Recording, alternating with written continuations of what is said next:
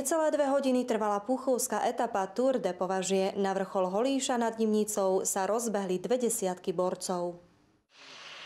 Seriál pretekov behov do vrchu Tour de Považie pôvodne vznikol ako tréningový projekt 4 nadšencov z Považskej Bystrice. Postupom času sa to dozvedeli vlastne bežci z Púchova, z rôznych okolitých obcí a miest a sa pridávali. No a po 9 rokoch v podstate už máme stabilných zhruba 30 bežcov, ktorí si pravidelne chodia merať svoje sily na tie najťažšie behy, ktoré tu vieme nájsť. Ide nám vlastne ani nie o dĺžku, ale o prevýšenie. Najkratšie etapy sú niečo okolo 3,5 km a tie najdlhšie majú do tých 10 km s tým, že tam už je aj to prevýšenie okolo 800 metrov.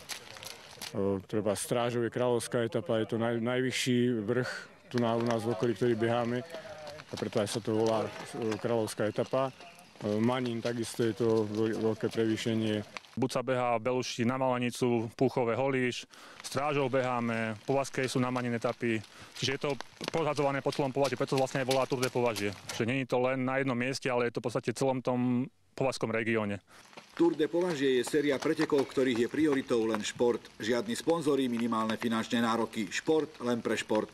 Dáva sa symbolické euro za etapu, z toho nikto nebohatne, vlastne z toho sa robí záverečná etapa, také ako watch party a odozdávanie toho putovného pohára. Takže je to čisté o tom, že je to fakt čisté nadšenie, ako bolo kedysi a to sa nám na tom páči vlastne, že nie je to taký biznis, ako behanie teraz je obrovský biznis a tie preteky inde platíte 15-20 eur a nemáte z toho v podstate nič, len dobrý pocit. My to robíme len pre ten dobrý pocit, takže sme pár nadšencov a môže sa ku nám vlastne pridať hocikdo. Je 12 etáp, myslím, tento rok a za každú etapu sú nejaké body za umiestnenie. No a kto na konci roku má najvyšší počet bodov, ten získa svoje meno na putovnom pohári. Puchovská, respektíve Nimnická etapa mala premiéru. Bežci zdolali 2 údolia a 3 hrebene. Do Vedna sa popasovali s prevýšením 580 metrov. Tým, že nemám vysoké kopce, také ako je Manín a podobne Strážov, tak som to musel rozhodiť ako cross.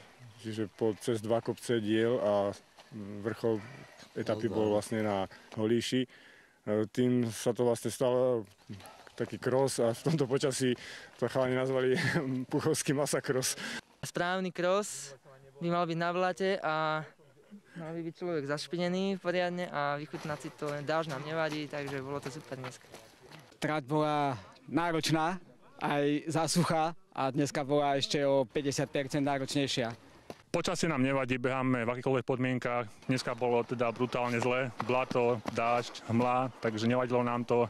Nálada je stále rovnaká, stále dobrá, tak si myslím, že nič nás neobmedzuje v behaní. Štart etapy bol na hornom konci Nimnice a bežci vyrazili smerom na Kúpele. Víťaz etapy Ľuboš Kováčik vybehol 6,69 km na vrchol Holíša za 39 minút 56 sekúnd. Druhý v poradí Peter Ceniga strácal na víťaza 1,5 minúty. Bol som 15 krát na majstrovstvách sveta a Európy v behoch do vrchu, takže táto tráť je mne najbližšia. Väčšina bežcov Tour de Považia nechodí na nejaké preteky, čo sa týka v rámci Slovenska alebo medzinárodné. Ja teda chodím už druhý rok na pohár slovenský, ktorý sa behá v rámci pretekov do vrchu. Zatiaľ ako čiste pre radosť ako amatér, ale budúci rok už mám plán aj nejaké medailové umiestnenia, pretože na budúci rok už budem mať 50 a budem v kategórii od 50 do 60 rokov.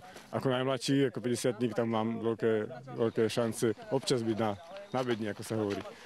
Rebríček bežcov Tour de Považie vedie so ziskom 200 bodov víťaz puchovskej etapy. Do Vedna obsahuje až 97 mien a je pre každého nadšenca behu do vrchu otvorený. Už 13. apríla sa bude zdolávať prevýšenie 568 metrov na vrchol Veľkého Manína a 17. apríla je na pláne Žibrit nad Súľovom.